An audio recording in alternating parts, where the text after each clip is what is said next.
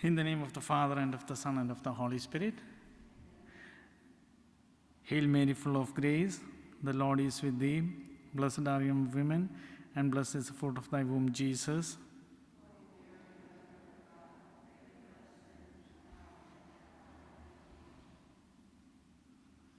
In the name of the Father, and of the Son, and of the Holy Spirit. This is first time I am speaking to people about me. So in the beginning I thought it is very easy thing, but as it came closer, I started feeling tensed. I was born in 1975, June 5th, and I was the youngest one in the family. The eldest ones, first three are sisters, girls, and out of them two are nuns in Carmelite convent. And my brother is married and he has got two kids. And one of the funniest thing that I always encounter when people talk to me personally, the first question they would ask is, how long are you a Catholic? So I can't imagine how long I am a Catholic. Maybe I could say I was baptized in 1975, but I do not know about my grandparents or grandparents. The only thing is that I know is the starting of our parish. It was in 14th century we had the parish there, and we have got a very traditional, and we belong to very traditional Catholic family. And that's why when I think about myself, I find my vocation itself as a wonderful story. Because when I shared my vocation experience with many of my classmates in the seminary too, they never had such kind of experiences. So I always look at the Lord. Lord, you have something for me. When I speak about myself, I become a bit emotional, because God has guided, and God is guiding me in this priesthood. I'm sure of that. My parents were very devoted people. Dad used to go for daily mass, and he was very fond of Blessed Virgin Mary. If there is anything regarding Blessed Virgin Mary, then he will be there at first. So he used to go to the parish for daily mass, and then he goes to the market for purchasing, and then he comes back. He was a mechanical engineer, so I also have got some taste in this mechanical side of things. So I got good marks, about 80% above marks for my physics, and also my maths was also good. But when I entered the seminary at the age of 16, and my rector told me, you have got good marks in maths and physics. You may be preferring to go to college. And if you want to go to college, you will have to quit the seminary. And we did not have the provision of sending the students to the college from the seminary. So I told, I do not want any subject. I want to become a priest. So I was put into the arts section, the history, political science, economics, and all those stuff. And so I studied like that. But before entering into the seminary, there's a wonderful incident that happened. My parents, we had two family prayers in the evening itself. One was at 6 o'clock. 6 o'clock means all should be there in the prayer room. That's the guidance of my dad. And there will be another extensive prayer with the rosary that is at 9 o'clock in the night. So after that only we used to have dinner. And if you miss the 6 o'clock prayer, you will be excused because going for tuition and all those stuff. And so you'll be excused. But 9 o'clock, even if you are on the bed, you should be there with the family.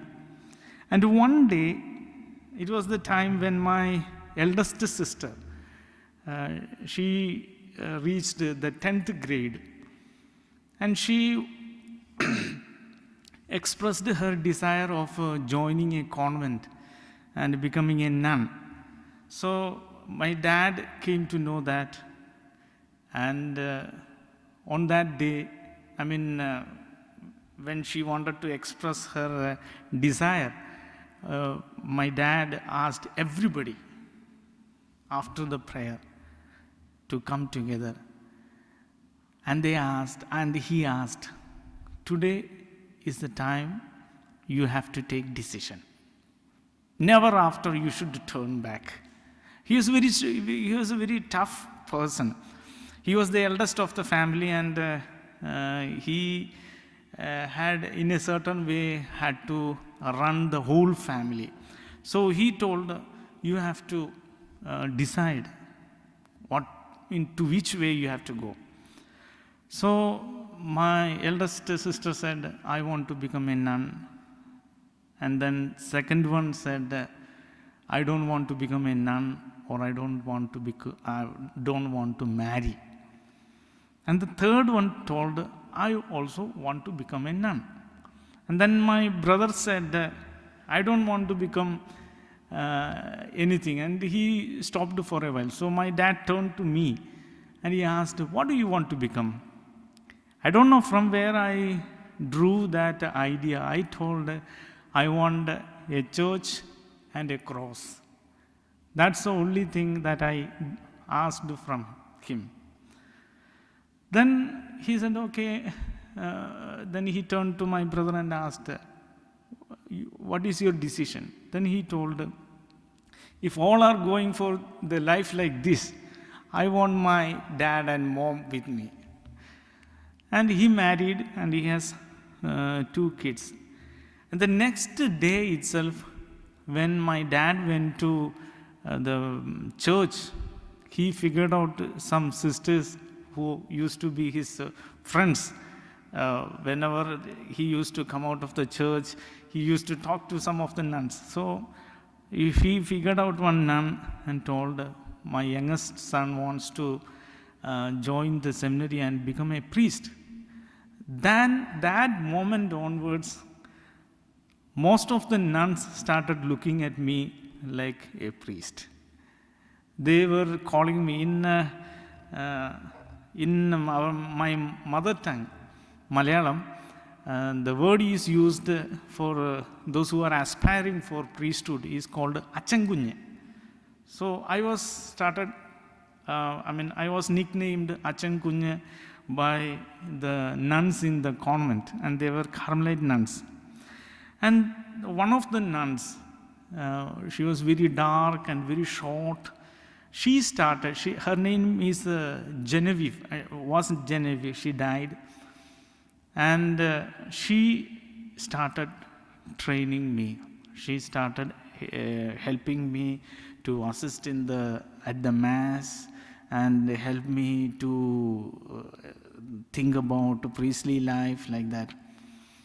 And another thing that I notice, I really thank God, is my dad, ever since I told that I want to become a priest, he started nurturing this priest vocation in me. And since I was the youngest one, I was sent to English medium school, and rest of all the kids were sent to Malayalam medium, our mother tongue. And I was given special privilege. I used to have an apple for every meal. So, and fish, a special fried fish will be kept there for me. All those kind of privileges were there. My brother and myself used to have fight for that. And he used to say, you are getting all the privileges, I am not getting those things. But usually we used to have, but one special thing will be there for me. So, like that, he used to promote me. And one of the wonderful thing is that he used to take me to his prayer place. There is a special chair for him in the house, in that prayer room, and he will sit there and pray. And he used to take me after the 9 o'clock prayers and the supper. He used to call me and take me to that room, and he would read the life biographies of the saints to me. At that time, I was the only person who celebrated the first communion. And in the first communion, I got a very, very thick book about Don Bosco. And he is the first saint about whom I started learning. And my dad used to read that Malayalam book for me. And he would say, this is the thing, this is the thing. And there were a few pictures also of Don Bosco. And that was a great help. And second saint that I learned about is the saint who is celebrating feast today, Martin de Porres. And he used to read all these books for me, a special case. Like that, the promotion was given to me, and then I reached the seminary. And seminary, I learned a few more saints. And one of the things that attracted me was the suffering for the sinners. One of the saints, Saint Alfonsa, she is from my state only. She used to offer her pain, all the pain. She was having many sickness, like tuberculosis was the gravest, serious sickness that she had. So from their history, I started learning that we should suffer for the sinners. And so there started a kind of craving for me for suffering. And another saint was the Saint Teresa of Lisieux. From the small things you could become a big saint. So that also was a great inspiration for me. And I remember, since this is I always say, ever since I had a dream of becoming a priest came up, I feel my parishioners as my family members. That's why I just express all these, my personal things to you. And I believe that this sort of sharing of faith will definitely help you also to grow in faith. So it's not just a kind of boasting or doing things like this. So that's why I tell these things. So couple of my seminary classmates, we were inspired by this suffering and self-torturing and all those things. I remember we were not allowed to have any kind of mortification without the permission of the spiritual father. And the spiritual father will permit, okay, you go for this, you go for skipping the meal like that. But we 3-4 people decided to have some kind of sufferings for ourselves. And we used to collect the stones from the yard, and we used to keep those stones near the bed, and we used to kneel on that and pray early in the morning.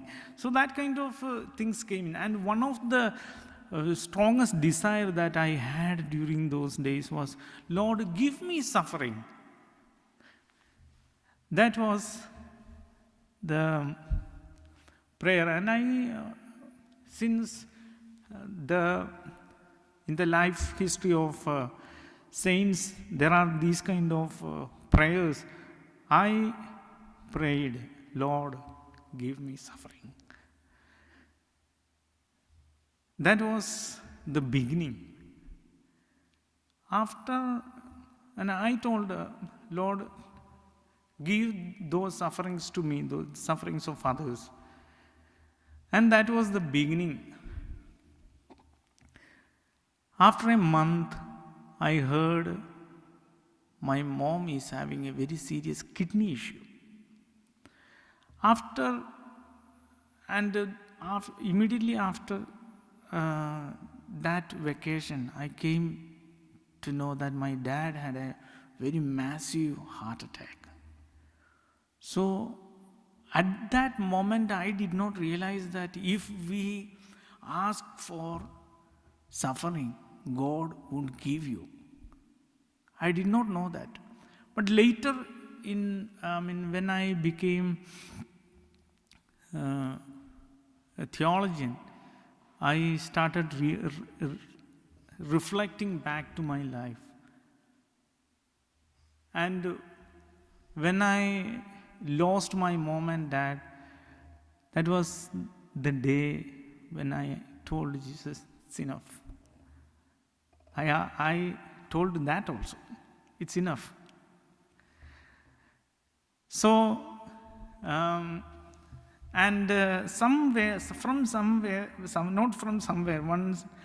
one day our rector came back from a mission seminary, and he narrated the kind of experiences that he had during his time in the missionary seminary. I started a dream of becoming a missionary priest. And the life of Lisieux also has inspired me, because she is the only saint perhaps who is, without going to the mission, known as a patron saint of missionaries. So that she also was an inspiration. So I thought I should go to the northern part of India, because I was having the minor seminary training in my state only, the southern state. And my state is known as the God's own country. And thereon I started dreaming about becoming a missionary priest. And I shared this dream with my parish priest. Then he told, to be here in this state itself, you have enough and more work if you become a priest. And going to a new place, you have to learn new language, and the people, the food, the custom, and all those things, they are going to be a trouble for you. I don't know, at that age, I think I had just finished 12th grade in the seminary, and was just about 19 years.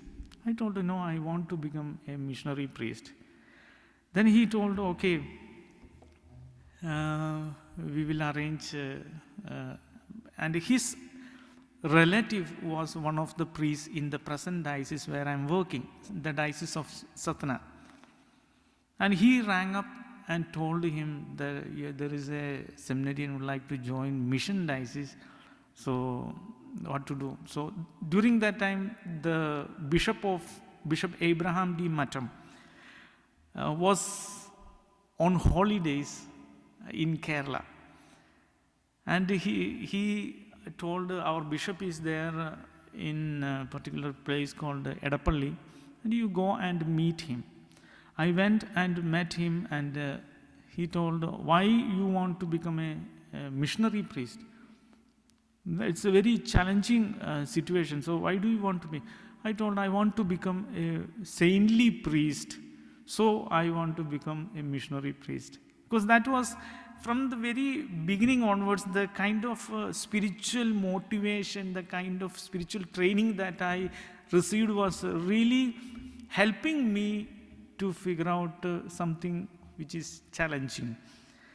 And he said, okay, you will have to learn a new language, Hindi. I told Hindi, I like Hindi and I will learn Hindi.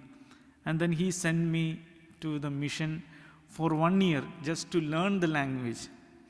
And I had very good taste for Hindi language. And I learned that language very speedily. And I started teaching students in the mission.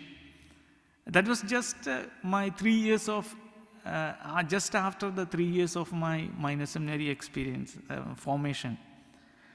And my boss, the priest, was very strict with this language. And he told, you have to learn 10 words per day. First 2 days I missed it. Third day he told me, if you don't, tell me 10 words, you are not going to get the supper. So I thought, okay, that day also, because I had to look after the orphanage kids, teach in the school, and by the time you get skipped. So I came for the supper on the third day also. He told, first tell me 10 words that you have learned. I had a certain, that was the bad thing in me. I had certain confidence that I can say 10 words in front of him for the first shoot. So I just went to my room and wrote down the words that I knew. And I came to him and I said, these words I have studied, you just ask me. And then he asked and I got through. Second day also, the same thing happened. I did the 10 words. Third day when I came, he told, I know that you have the knowledge of the language because I was listening to your classes in Hindi. So thereafter he said, now it's your responsibility, you go and learn. And he was very much appreciative about my language studies there. And then I joined philosophy seminary in Ujjain.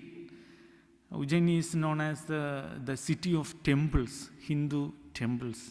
You could see, if you come to India, you can see the different states are known for different. Every state has got its own language. So if you go to a state and if you do not know the language, you may not be able to converse with the local people so much. Most of the people know either Hindi or a little bit of English.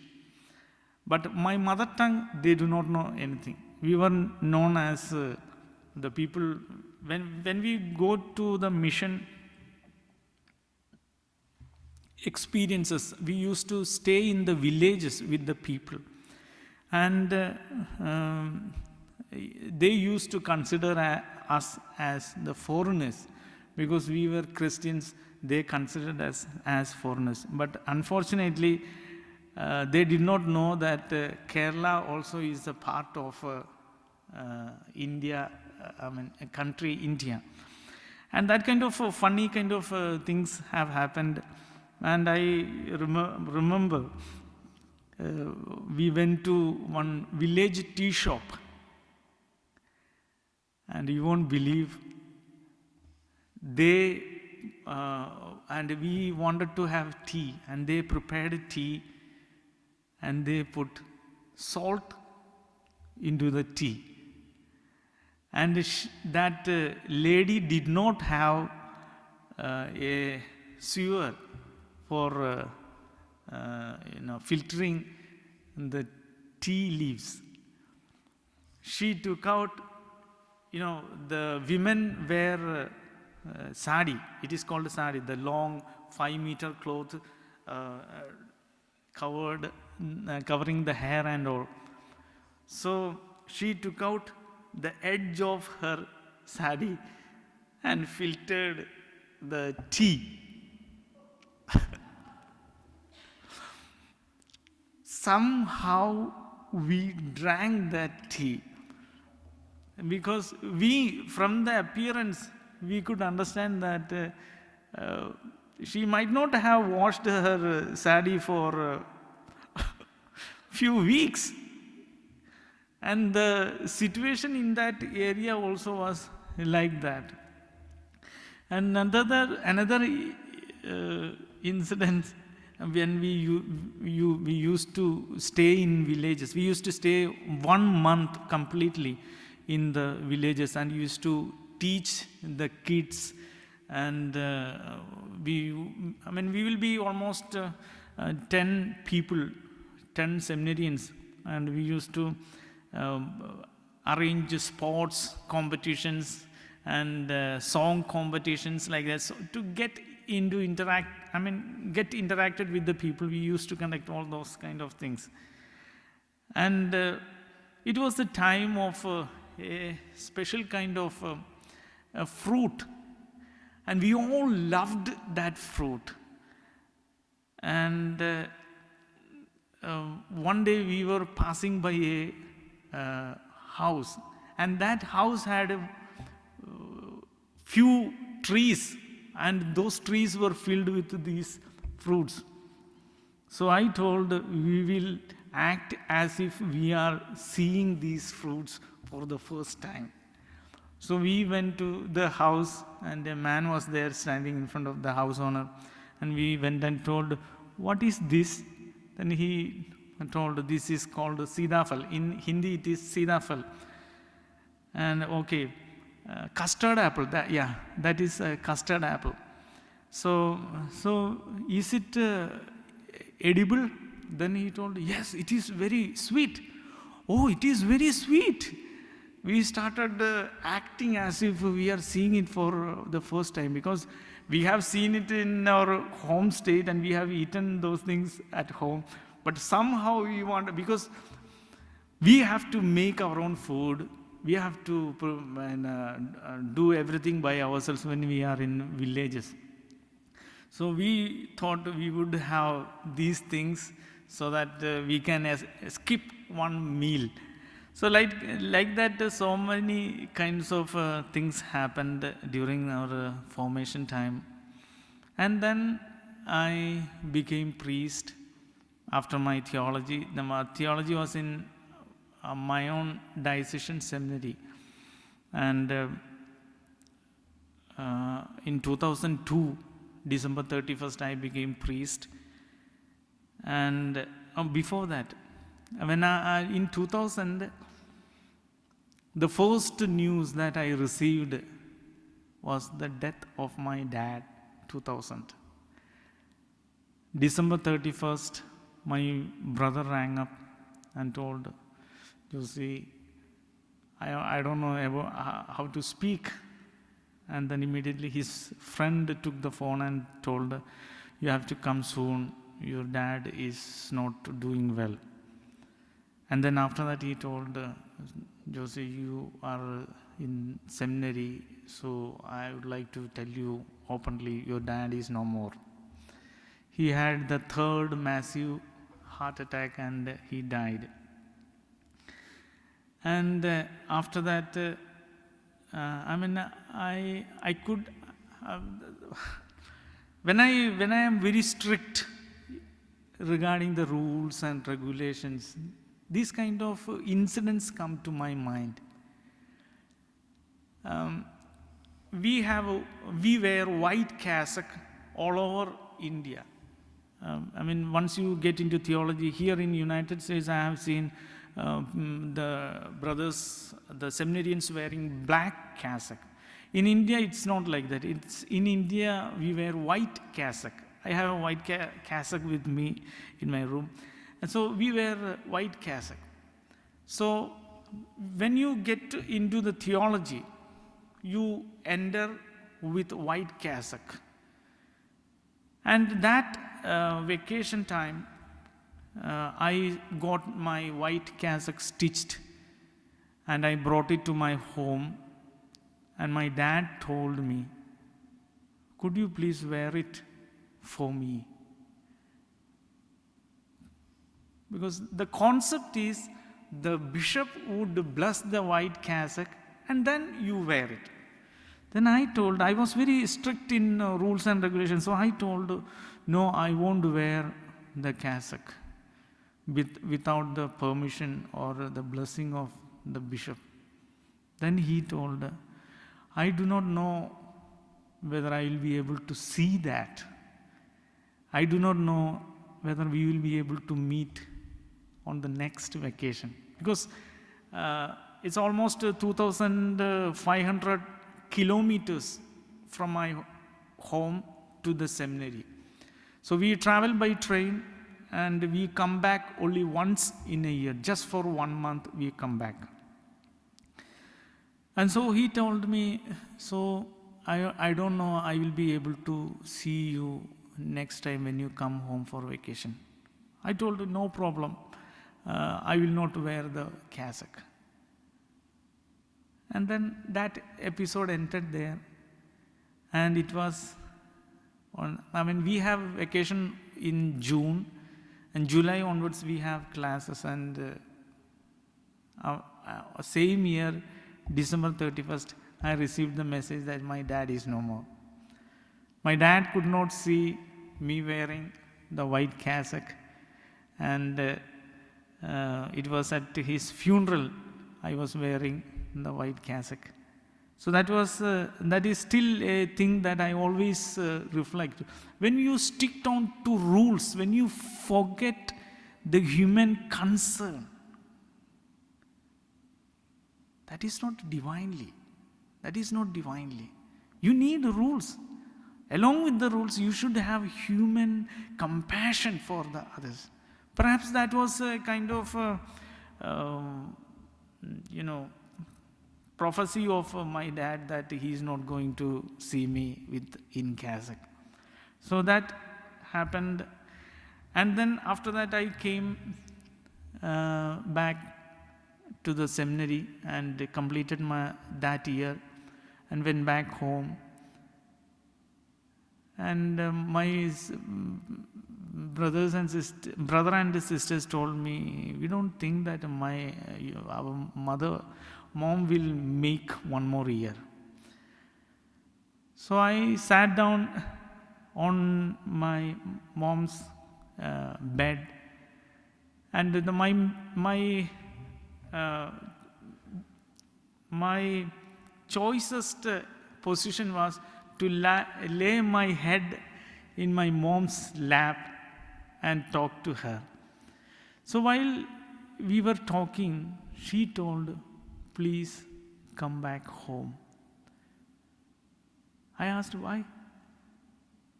I feel a kind of loneliness after your dad's departure. I said, these things will be there and it will be gone after a while like that. Then she told, no, I don't feel like. And I finished my vacation and I went back. And on September 1st, I received the news that my mom also is gone. So again, I went back to home and attended the final funeral services and came back. My dad never liked me going to mission. So when I was taking decision to become a missionary priest, my dad said, I don't know, when I told my mom that I want to be a missionary priest, so I want to go to mission. My mom told these things. Usually we all don't talk to dad directly, because we know he would sometimes shout at us or say no, just a cut and right no. And my mom said he wants to go to mission, so he's thinking of meeting bishop and like that. I don't know, for until I came back for the first vacation from mission, he didn't talk to me. And he gave some money to my mom and said, you just go and buy the things what are needed for him. So like that, he didn't talk to me and at that time I was just at the age of 19. And I could not accept that reality. And then before going, he just told me, I would like you to stay back in our state itself, in our place itself.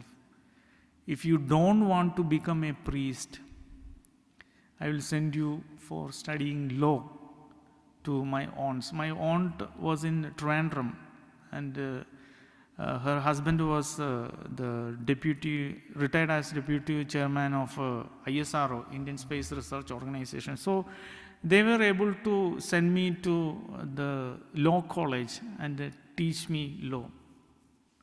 I told her, I want to become priest. So that was the situation when I started moving to the mission region. And I became a priest. And the first experience, I did not like a place where I was sent to as a manager, as a parish priest. I was sent to a place which I did not like. When I was a seminarian, I had gone through those places and I did not like that place because the people were very, very harsh kind of people. And I did not want to go there, but still Bishop told me, you have to go there, so I went. Second day, I figured out that the registration of the bus, school bus that we have there has expired. So we have to take the bus to the DMV, we call it RTO, Road Transport Office. So we took it to DMV and we came back. So in between there was a jungle, there was a forest. And we were coming back, it was late night at 10 o'clock something.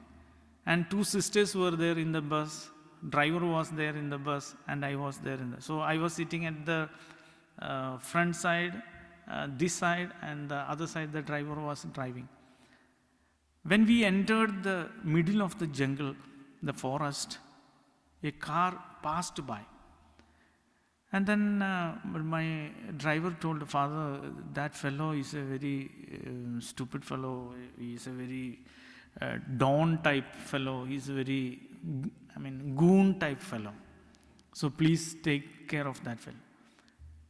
Within 5 minutes, that person who passed by in a car came back and put his car in front of our bus, and he asked us to stop.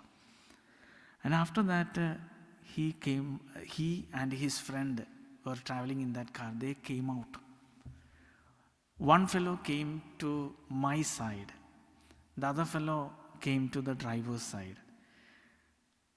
They tried to open the driver's door and they could open driver's door, but they could not. I don't know, they could not open my side or the door at my side. But that fellow caught hold. We used to have a kind of shawl. And that fellow caught hold of my shawl and started beating me like this, slapping me. And the driver got so much of kicks, and because his door was opened, and he got so much of kicks. That was a terrible experience for me. Getting beaten up like that in the middle of a forest, and that also at night. And the sisters in the bus were screaming, "Sir, leave, he is the priest, he is our priest, please leave him," like that. And after that, I don't know, some angel like one man came on a bike, on a motorcycle. And he came and he saw our bus. The name was written on the bus. So he came and just talked to them, and then asked them to leave. And they both left.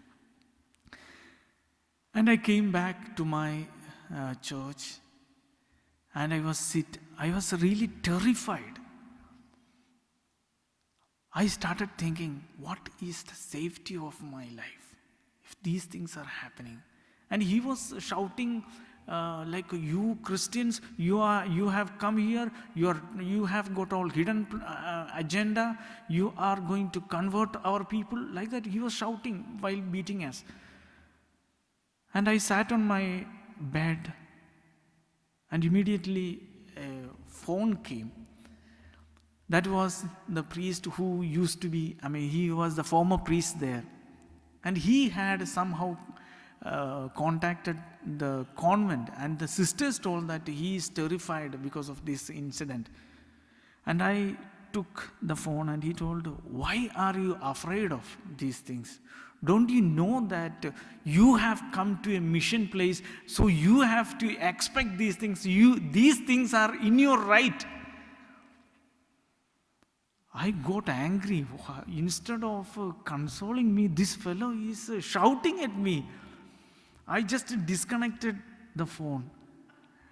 And then again he rang up, and I took the phone, and the same person is there. And I just disconnected the phone, and I took out the wire from the phone. And I started crying after becoming priest, the first cry. And I started crying. And after 10 minutes, I thought it is not proper to disconnect the wire from the phone. So I connected the wire, and immediately his call came again. And he told, "I know that this is the first experience, and it is very painful for you. Don't be worried. I have contacted a priest nearby, and he will be coming on the next morning, and he will go and discuss with that person why these kind of things happened." And next day, that priest came, and we went to that fellow who just beated us up. And he was just like a small sheep. Previous day he was roaring like a lion. Now he is just like a lamb. He told, "Father, please forgive me. When I take drinks, I become devil." And with that, my life started there. Ever since, I haven't cried in my life because of the things that happened to me. I always, when something happened to me, I always feel sorry, but I don't know, I receive a kind of a strength to face these kind of things. And after that, I was sent for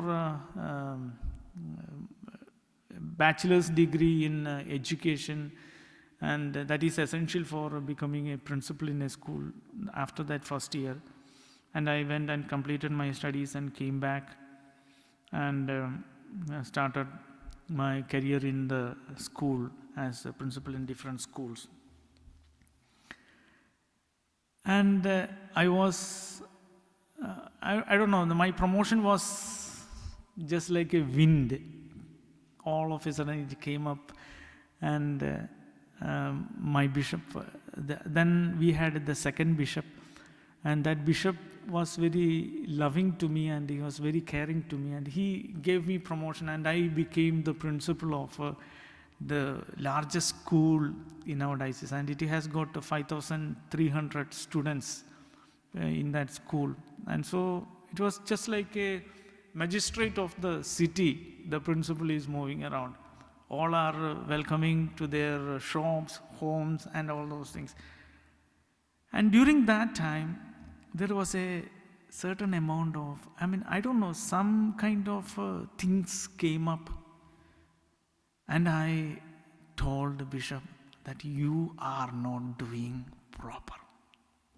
That was a big shock for him. And he couldn't, adjust that. And immediately he sent me a notice.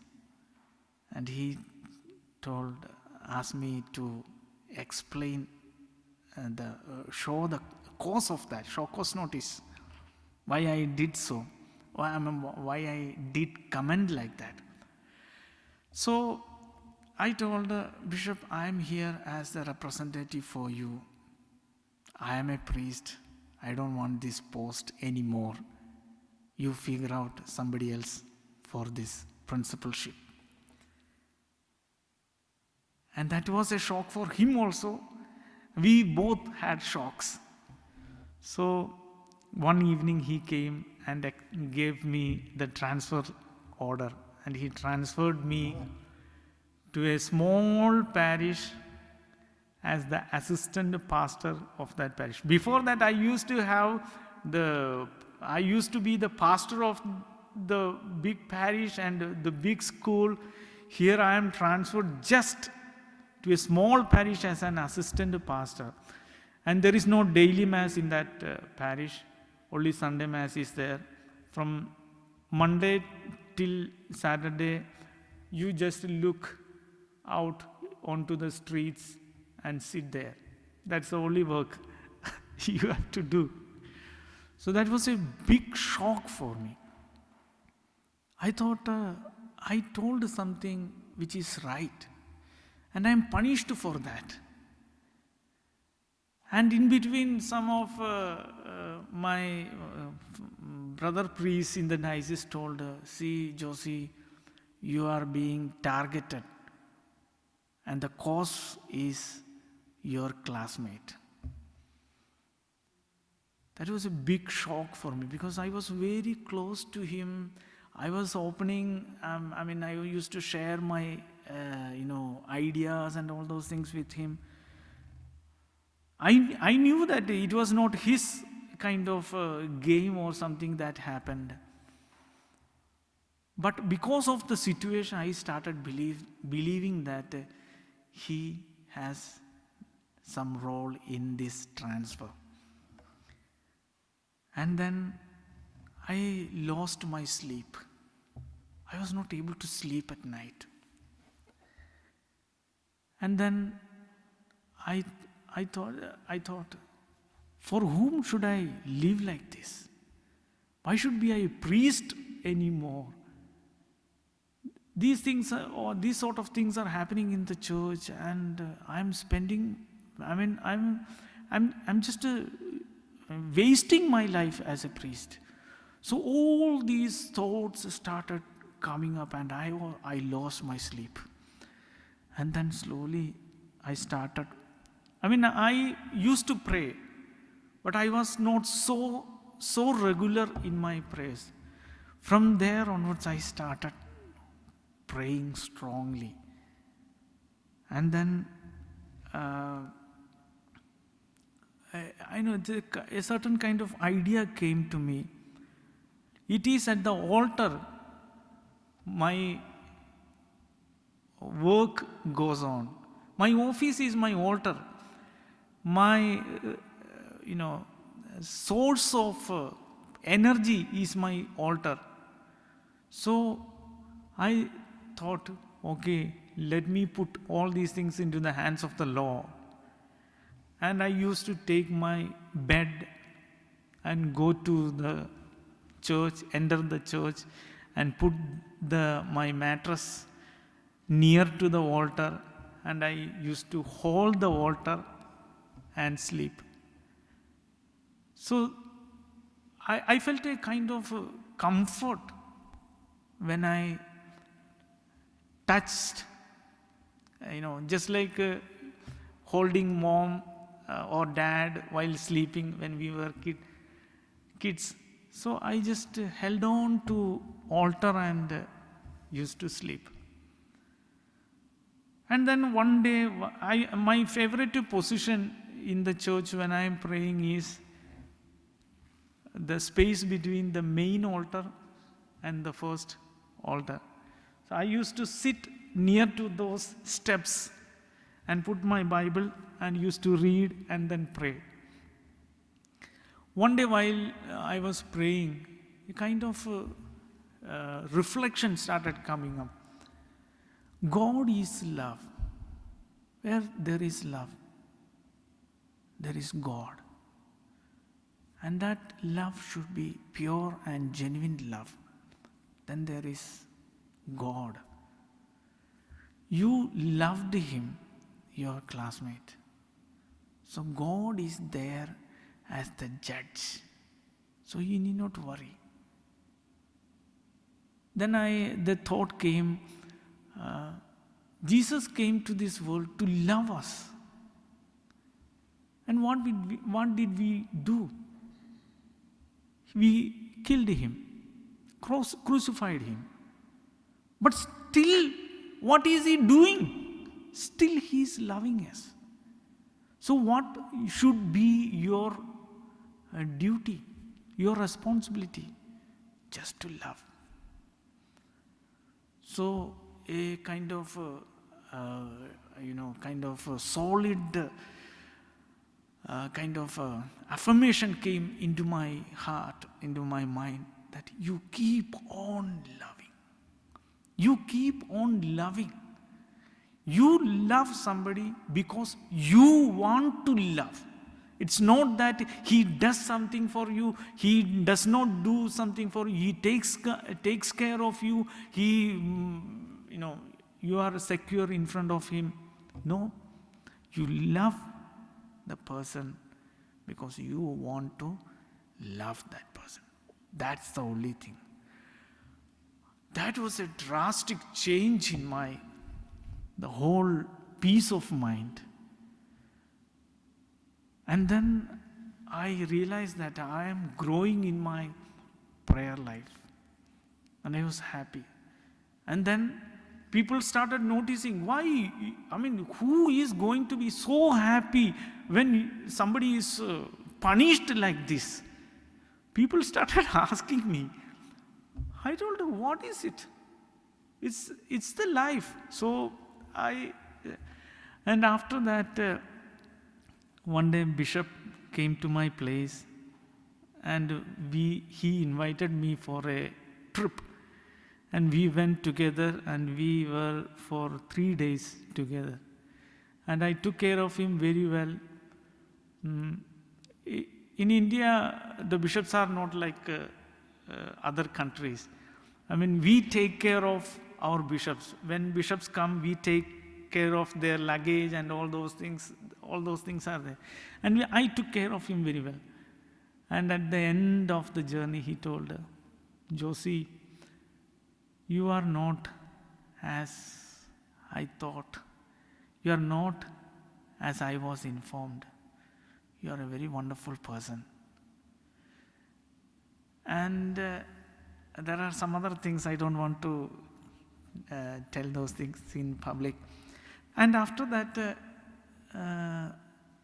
our bishop resigned, and he, because of his medical issues, he resigned, and new administrator came in, and before that, my classmate, he was in the Korea, and my classmate told, Jossey, if you agree, then I will suggest to Bishop that you may be put in some schools. I told, I don't want to go any other school. I will go to that same school and I will go there. Then he told, that's not possible. Because the situation when you were taken from that school, you know. And Bishop is the same. And you are not going to that school. No. Then I told, you will see that the things will happen like this. After 3 years, an offer was given to me. Please, because the principal of that school died of heart attack and nobody was there daring to take that school, because such a big school and it's a very politically very hot area also.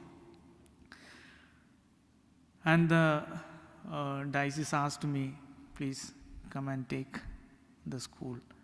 And then I went and took the school and was doing the school. And after that, because in India it's very tiresome to run a school because lots of challenges are there. So one day I told our Vicar General, I am fed up with the school business. I want to go anywhere. Then he told, where do you want to go? I told, anywhere in the world I would go. Then he told, okay, we are looking for somebody to be sent to foreign mission. So we'll suggest your name. And they suggested, and I ended up here. So after coming here, I realized, those lessons which I learned when I was in India, they are very fruitful. Here I experience, in my life, my parishioners, my parish is my life. The one thing I always am happy about here is I'm able to mingle with the people. I'm able to have a life of the priest here. So that's why I'm very happy being here, and you people are very lovely people, very caring people, and I'm really thankful, and I thank Father Luan also for guiding me through this new system and a new atmosphere. So that was my life faith journey. One more incident. That's very funny. I was a small child, I was in the 3rd grade or 4th grade. My dad used to have all the local connections with him. And there used to come, even the beggars come. In India, we have the beggars coming to the house and begging, and we give some money or some food or something like that. So one day a beggar came, and my dad was very fond of that beggar. So he used to ask him to sit down, and they used to chat, and he used to give some tea or food or some money at the end, like that. So one day, and he used to sing beautifully. And we all used to sit down and enjoy his singing. One day when he came, I was lying down, we call it a veranda, the front portion of the house. So I was lying down, and he was able to see my leg only. And before going, he told, I saw Peter's leg. I saw Peter's leg. Then my dad asked, which Peter's leg? Then told her, that leg is Peter's leg. Thereafter, my aunt started telling me, I am going to be a bishop. So these kind of funny kind of things have happened in my life. But all these things, helped me to grow in my faith life, and also, even if today, if I call my aunt, she would say, oh, my dear bishop's son, like that. So the two things that I would like to share, why we are lacking the vocations. First thing, we are not really able to give the proper catechism to our kids. We are not really able to. I mean, from the tradition that I come, we have catechism classes from 1st grade to 12th grade. This is just an observation of my own, just a personal observation. 1st grade to 12th grade. So the whole faith matters are taught to the kids when they reach 12th grade. Second thing is the promotion. If you see a child, just suggest him, why don't you become a priest? Why don't you become a nun? We used to get lots of encouragement from everybody. If somebody came to know that we have a desire, that's the end. So thereafter you are a priest. So that kind of formation is essential. And I would like to tell my dear faithful parishioners, my dear brothers and sisters, no government is going to take care of our faith. It's we who are supposed to take care of our faith. Faith for the next generation. If we look forward to all this individual freedom and all those things, we are going to lose the faith of the next generation. We need to tell our next generation that faith is an essential matter in our life. So that's all my faith journey. Wow, 1 hour. So thank you so much for you people. So today it is the reading. Today's reading is, "Oh faithful servants, get into the dinner with me." So thank you so much for coming and hearing, and all those people who are listening online. Thank you so much for patiently listening me. I told all these things just to not to put me up somewhere, but just to help you to freshen up your faith. Otherwise, I would not have told all these stories, because when I look back in my life, I always wonder at me what kind of funny paths or routes I have taken. And I just heard from the experience of others. I never had a kind of love affair or something like that. I never looked at the girls until I properly became a priest. I never looked at any girls. But after that, when I went for degree studies, after becoming priest, I started having some friends, and those friends are definitely nuns, and we help each other. A couple of people are there, and we help each other, and thus goes the other side of my life. So thank you so much for coming, and please do pray for me. I also need so much of prayer. So thank you so much. May God bless you. Let us stand. In the name of the Father, and of the Son, and of the Holy Spirit. Hail Mary, full of grace, the Lord is with thee. Blessed are you among women, and blessed is the fruit of thy womb, Jesus. Holy Mary, Mother of God, pray for us sinners, now and at the hour of our death. Amen. Thank you. Thank you, Father, for the chance, and everybody, thank you.